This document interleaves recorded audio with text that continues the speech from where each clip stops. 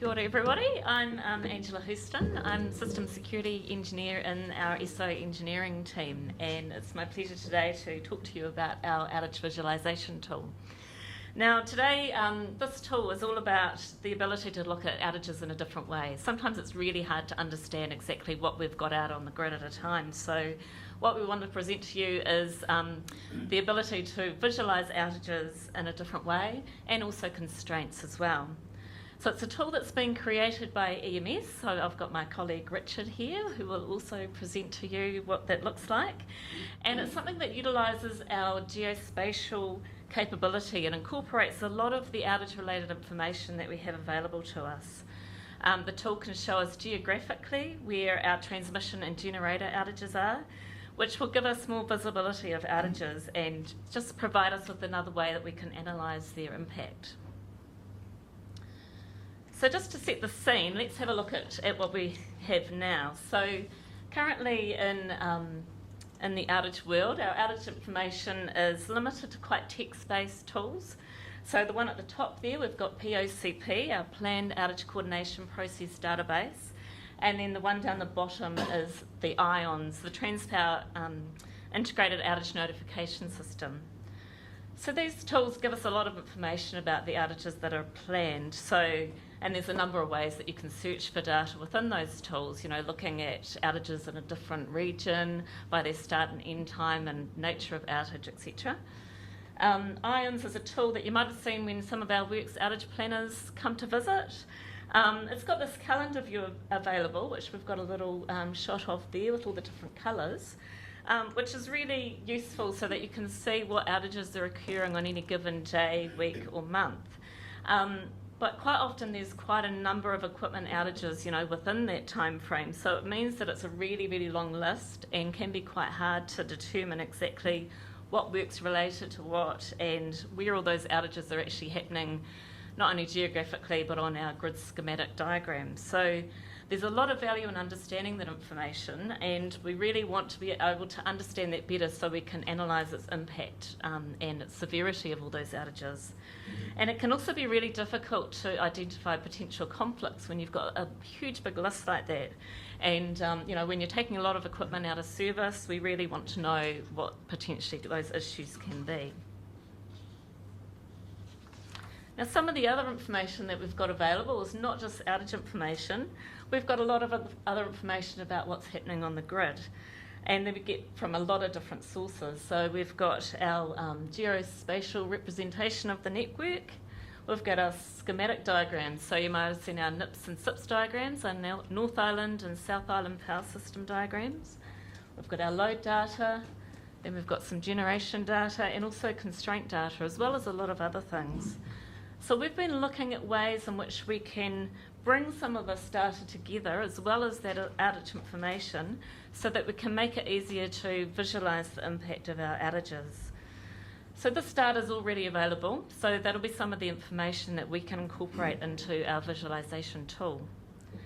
So there is other information such as weather and pricing information, which we may look at incorporating eventually, but probably not in the initial stages. We need to work out where we can get that data from. But once we operationalise the tool, we'll really be seeking feedback from you as to what information and data you think is relevant and maybe how we can make this tool work better for all of you.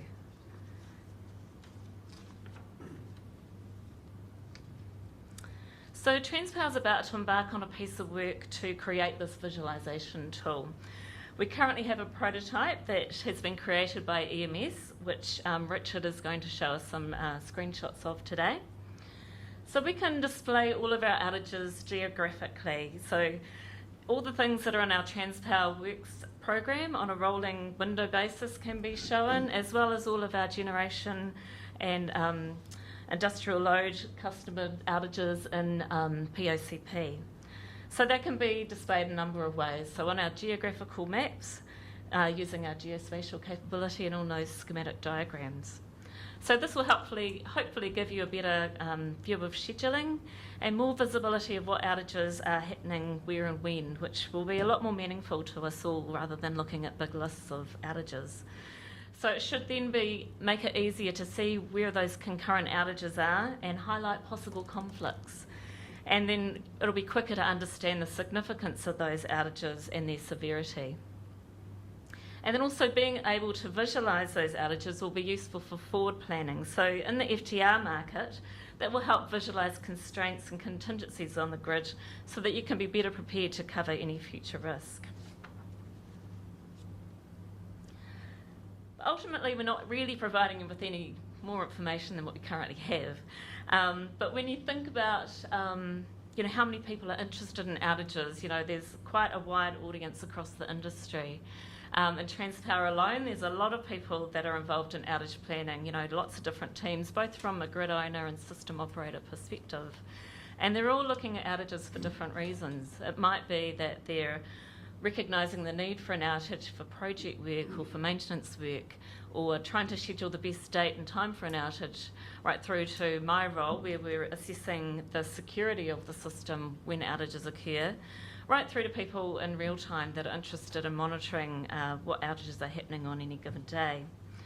And we may have up to 70 or 80 outages at a time, which can make assessing outages quite a complex business. It's not really any easy task. So any tools that help us to provide that ease to assess outages is really going to be of benefit. I know that when I'm assessing outages, I'm considering not only what transmission equipment is out, but I've got to analyse what potential security implications, they may result in. And so I also need to know what generator availability is. So I need to look at POCP for the generator outages before we can even start to consider what issues we might see or what constraints could be formed. So instead of looking at all those pages and pages of outage blocks like we see in POCP and IONS, I think it's going to be a lot easier so that we can visualise on a grid or on a grid schematic drawing what's actually happening in our system, and seeing that picture of what the grid looks like is really going to be a great help to us all. And also finding all that information, instead of going to all our various tools and databases, this outage visualisation tool will help to bring that all together into one single source of outage information.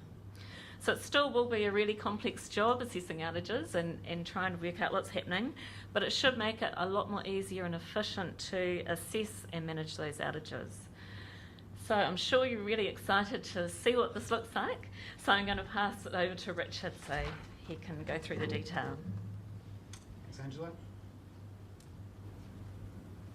So one of the pleasures of my career in IT is giving me the opportunity to give tools to people that are extremely useful in their job, rather than looking at long lists of information, providing people with real tools that add value and make their job more efficient. And this is a really good example of the type of thing that I really enjoy doing.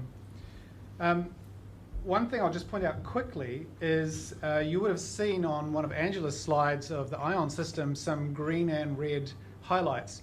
Well, you can see on this map we've got some green and red lines, and that's basically the same information being presented on the map and those same green and red highlights being displayed here. So I'm going to give you a sneak peek of screenshots from the prototype system that we've built. It was built to demonstrate the potential capability that the tool offers, and sort of start a conversation around how people might use it, what requirements would really be of use, and build those use cases for the system, and also help justify the business case in terms of the capital spend. So this here is a day view. It's like a dashboard. This is what's happening today, and that might be a screen that you first see when you open up the system. So I'm going to run through the series of screens just to show you what we built in terms of the prototype. Like any GIS, you have the ability to zoom in, and so I've zoomed in here to some of the features in the Upper North Island, and they're matched by the list on the right-hand side showing the features displayed, and it's truly interactive. If you click on a feature on the right, then it highlights it on the map. If you click on the feature on the map, then you get a pop-up giving you the details of the outage info, such as the start and end times, the recall time, the nature of the outage, and whether it's daily or continuous. You'll see also Transpower assets are named in blue. It might be a bit difficult to see from down the back. And we've also got a pink line here which identifies the Transpower grid zones.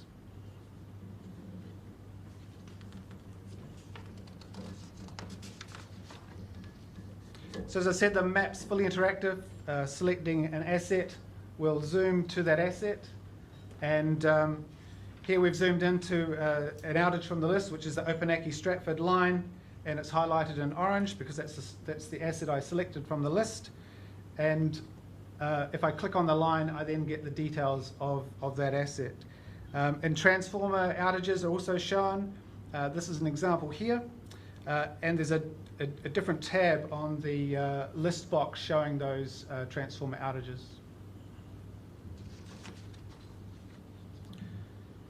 Sometimes you get two outages on the same line at the same time, and so we've looked at how we might present that as well. And if you click on the line, you'll see that you get the same text box, but in this example we've got outage detail 1 of 2 and a little arrow here, and if you select the arrow you'll go on to get the second information. And you can also see, I guess, the start and end times which separate those two or differentiate those two outages. And in this case you'll see that in the list the first outage, that's the first one highlighted in blue, and the second one highlighted in blue. The first one is shown as done, and now the line is black showing that that first outage has been completed. We also showed the generator outages, and they're confirmed in pink and tentative in blue. And if I click on Roxburgh, then it shows you the details of that outage, including the megawatts lost and megawatts remaining. We thought about what other information might be useful, and we do get some weather information from Met Service, which is actually only for our internal use, and we'll need to look at commercials around how we can publish this information externally. But for the purposes of demonstrating capability, we did throw the weather information into the GIS, and we presented it in grid zones, and you can present that in a range of ways, including wind risk, which is the example I've got here, lightning risk, rain risk, sorry, this is rain risk, not wind risk, and snow risk as well.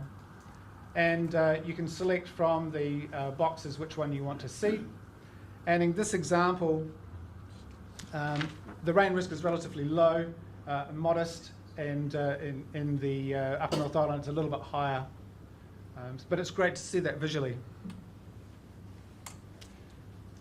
We've also done a lot of work at Transpower to bring in substation equipment or equipment onto the GIS. And this example here is Penrose, and we can go down to the asset level and look at the individual assets. One thing I will point out also, on some of these slides, there's been a time slider at the bottom. The purpose there is that you can select a wide period of time and then select the individual days that you want to see. And that might be 1 day or a week or 2 weeks, whatever is relevant to the task you're doing at the time.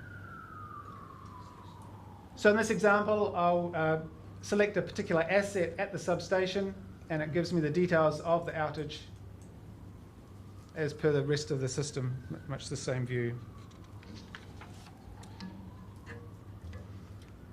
And again, we looked at other ways we might be able to present the information, because some people like to look at things in a schematic rather than geographic view. So we did a couple of schematic examples. Here, the high voltage assets are shown in blue and the low voltage in grey. And as with the GIS, you can see the time slider on the bottom as well. We've picked a day, and the assets in the outage are shown as highlighted. And again, if you click one, you zoom into that asset, and you can get to see the details. The preferred schematic was the nips and sips view, and so we built that as well. We're showing Bunnythorpe to Tangiwai highlighted here. Again, we've got a 2-year, this is the full range of outages, a 2-year timeline, and you can pick any range within that, and it'll display those outages on the schematic. So we're about to commence a project, as Angela said, and we're basically taking working prototype and adding the live feeds. The current plan is to have that operational by the end of the year, and I guess we see that as a first stage of an ongoing development based on people's feedback. And we're looking at developing a way that we can publish it through M6 to participants. But the fundamental goal is to provide a platform that makes outage planning a lot easier and more efficient.